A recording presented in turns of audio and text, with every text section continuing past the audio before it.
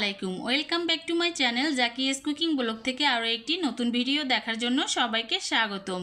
বন্ধুরা, আজ আমি দেখাবো আমের খোসা ফেলে না দিয়ে কিভাবে একসাথে দুইটা দারুণ কাজ করা যায়। এই ছোট্ট টিপস আপনার এক বছরের সংসারের খরচ অনেকটাই বাঁচিয়ে দিতে পারে। আমের খোসা দিয়ে বানানো ঘরের ব্যবহার করা লিকুইড ডিশ ওয়াশ আর সাথে থাকছে মজাদার আমের জেলি, যা পাউরুটির সাথে খেতে হবে একদম অসাধারণ। তাই ভিডিওটা শেষ পর্যন্ত দেখুন। তো কিভাবে তৈরি করি এই দুইটি উপকরণ। এখানে কিন্তু আমি আমের খোসা নিয়েছি। প্রথমে আমি কিন্তু আমের খোসাগুলো ভালোভাবে লবণ দিয়ে, দেখো বন্ধুরা, লবণ দিয়ে মেখে রেখেছি। এটা কিন্তু আমি জেলি তৈরি করার জন্য নিব।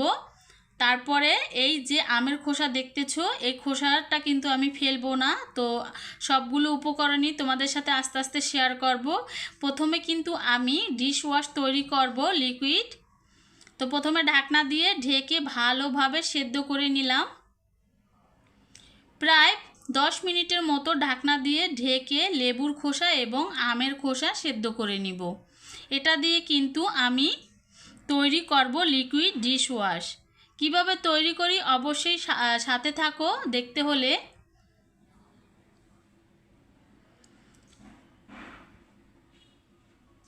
তো ঢাকনা দিয়ে ঢেকে প্রায় অনেক সময় ধরে 10 মিনিটের মতো ধরে কিন্তু জাল করে নিচ্ছি এবং নেড়ে চেড়ে দিচ্ছি। ভিডিওটি দেখতে দেখতে যারা এখনও একটা লাইক দাও না, প্লিজ একটা লাইক দিয়ে যুক্ত থাকো। আর নতুন যারা বন্ধুরা আছো, আমার চ্যানেলে নতুন যুক্ত হয়েছো, ভালোবেসে চাইলে আমার চ্যানেলটি সাবস্ক্রাইব করে আমার পাশে থাকতে পারো। তো আমি কিন্তু এখানে একটু লবণ দিয়ে দিলাম আর দিয়েছি কিন্তু অফ ক্যামেরায় 1 চা চামচের মতো হলুদের গুঁড়ো। তো প্রায় কিন্তু আমার আমের খোসা এবং লেবুর খোসা সেদ্ধ হয়ে গিয়েছে। এখন কিন্তু আমি ঠান্ডা করে নিব। ঠান্ডার পরে কিন্তু ব্লেন্ডারে ব্লেন্ড করে নিব খোসাগুলো।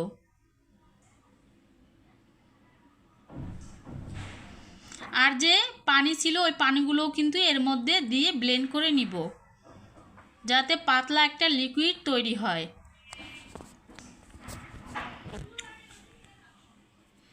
অবশ্যই কিন্তু ঠান্ডা করে নিতে হবে ব্লেন্ড করার সময়।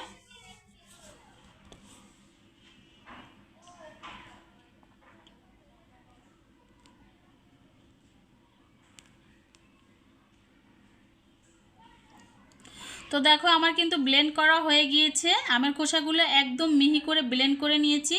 এখন একটা ছাঁকনির সাহায্যে ছেঁকে নিব, যাতে দানাদার যেগুলো থাকে সেগুলো যাতে ছাঁকনির সাহায্যে উপরের দিকে চলে আসে, আর যে পিওর লিকুইডটা সেটা যাতে নিচের দিকে পড়ে যায়। তো চামচের সাহায্যে এভাবে ডলে ডলে কিন্তু ছেঁকে নিচ্ছি।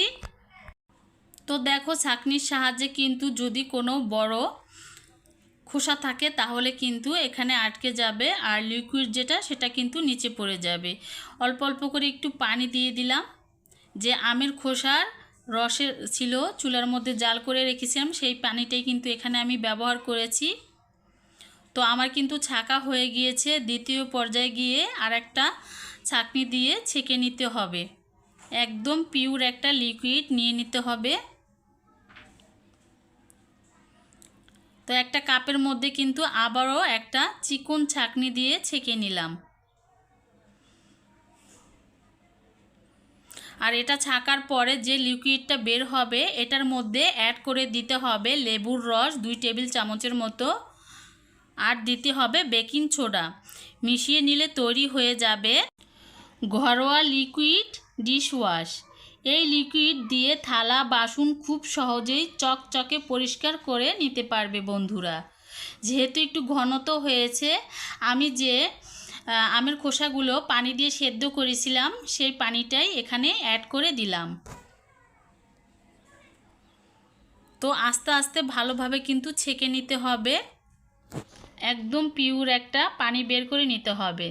আর এখানে দিয়ে দিলাম সামান্য একটু ফেনা করার জন্য আমরা যে ভিম ওয়াশ ব্যবহার করি লিকুইড, ওখান থেকে 1.5 চামচের মতো দিয়ে দিলাম যাতে ফেনাটা হয়। তোমরা চাইলে এটাও স্কিপ করে যেতে পারো, কিন্তু একটু ফেনা হবে না, কিন্তু থালা বাটি বেসিন খুব সুন্দর করে পরিষ্কার করে নিতে পারবে। তো এটা কিন্তু আমি ফেনা করার জন্য দিয়েছি।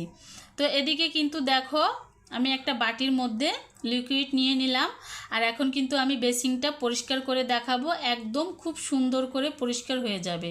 তো দেখেই বুঝতে পেরেছো বেসিনটা কিন্তু অনেক নোংরা ময়লা হয়েছে।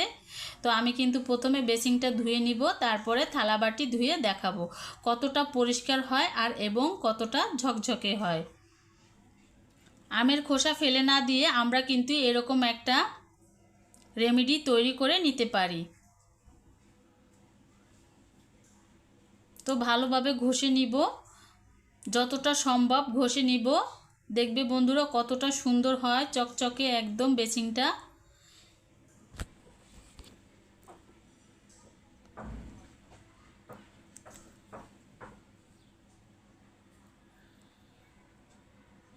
আমি কিন্তু আমার বেসিনটা সুন্দর করে পরিষ্কার করে নিচ্ছি। এই আমের খোসা দিয়ে যে এত সুন্দর লিকুইড ডিশওয়াশ তৈরি করা যায়, না দেখলে বুঝতেই পারবে না। একবার হলেও ট্রাই করে দেখো, অনেক উপকারে আসবে। এখন আমি কাপ এবং বাটি ধুয়ে নেব এই লিকুইড দিয়ে। তো দেখেই বুঝতে পেরেছো কতটা পরিষ্কার হয়েছে একদম। আর এদিকে কিন্তু আমি কাপগুলো ধুয়ে নিব, চায়ের যে একটা কালার আছে কালো কালো, এগুলো কিন্তু একদম উঠে যাবে। তো তোমরা যারা এখনও এই টিপসটা তৈরি করো নাই, অবশ্যই বাসায় ট্রাই করে দেখো।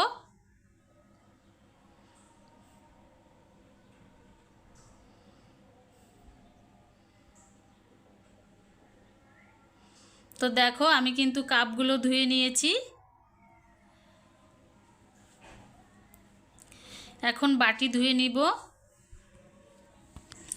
এক এক করে অনেক কিছু ধুয়ে নিয়েছি, কিন্তু একদম পরিষ্কার হয়ে গিয়েছে। একটা লালচে লালচে ভাব ছিল, এগুলো কিন্তু উঠে গিয়েছে। তো দেখেই বুঝতে পেরেছো কতটা কার্যকর এই রেমেডি। এখন চলে যাব দ্বিতীয় টিপসে। এখানে দেখো আরও কিছু আমের খোসা নিয়েছি, আর এখন কিন্তু আমি সেই আগের মতো লবণ পানি আর লেবুর রস দিয়ে কিন্তু ভিজিয়ে রেখেছিলাম। তারপরে চলে আসলাম চুলায় কিন্তু 1 কাপ পরিমাণের মতো পানি দিয়ে দিলাম। তারপরে যে আমের খোসাগুলো আমি সুন্দর করে পরিষ্কার করে ধুয়ে নিয়েছিলাম সেগুলো প্যানে দিয়ে দিলাম। তো এখন আমি আমের খোসাগুলো সেই আগের মতো সেদ্ধ করে নিব। তো দেখো দেখেই বুঝতে পেরেছো আমের খোসাগুলো কিন্তু সেদ্ধ হয়ে গিয়েছে। আর আমের খোসার যে টক পানিটা আছে এটা কিন্তু আমি ফেলবো না, এটা দিয়ে কিন্তু মূলত তৈরি হবে আর একটা রেসিপি।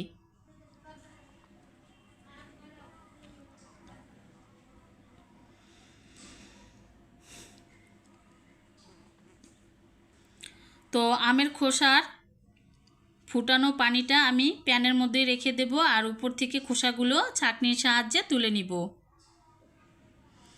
এখন এই রসের মধ্যে দিয়ে দিব চিনি 1 কাপ পরিমাণের মতো, আর দিয়ে দিব লেবুর রস।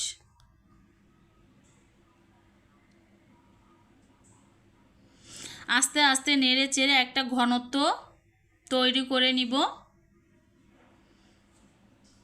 আর এখানে কিন্তু আমি একটু অরেঞ্জ কালারের ফুড কালার অ্যাড করেছি, তোমরা চাইলে এটা স্কিপ করে যেতে পারো।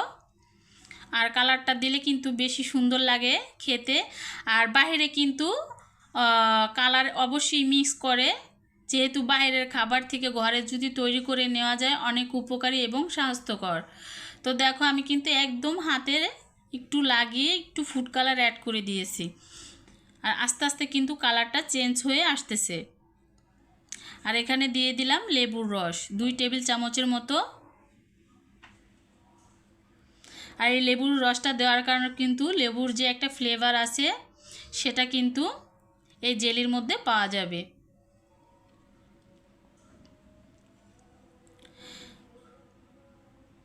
তো মিডিয়াম আঁচে জাল করে কিন্তু আস্তে আস্তে নেড়ে চেড়ে এই জেলিটা তৈরি করে নিতে হবে। যখন বুঝবে যে একটা আঠালো আঠালো ভাব চলে আসবে তখন কিন্তু চুলাটা বন্ধ করে দিতে হবে। তো আমার কিন্তু জেলি তৈরি হয়ে গিয়েছে। এখন আমি একটা বাটির মধ্যে ঢেলে নিব। আর এই জেলি ঠান্ডা করে নর্মাল ফ্রিজে রেখে দিব 4 থেকে 5 ঘন্টার মতো, তখন কিন্তু এই জেলিটা একদম বসে যাবে। তো এখন কিন্তু ঠান্ডা হয়ে গিয়েছে, আমি ফ্রিজে রেখে দিয়েছিলাম আর দেখেই বুঝতে পেরেছো একদম বসে গিয়েছে, একদম ঘন হয়ে গিয়েছে। এই মজাদার জেলি তৈরি করে কিন্তু পাউরুটির সাথে খেতে একদম অসাধারণ। দেখলে তো বন্ধুরা, ফেলে দেওয়া জিনিসের দিয়ে আমের খোসা দিয়ে যে দুটো জিনিস তৈরি করে নিয়ে নিলাম, টাকা সাশ্রয় হলো আবার অপচয় কমলো। ভিডিওটি ভালো লাগলে অবশ্যই লাইক কমেন্ট শেয়ার করবে। আর নতুন যারা বন্ধুরা আছো আবারও বলতেছি আমার চ্যানেলটি সাবস্ক্রাইব করে আমার পাশে থাকবে। আজ এই পর্যন্তই, সবাই ভালো থাকো, সুস্থ থাকো, আল্লাহ হাফেজ।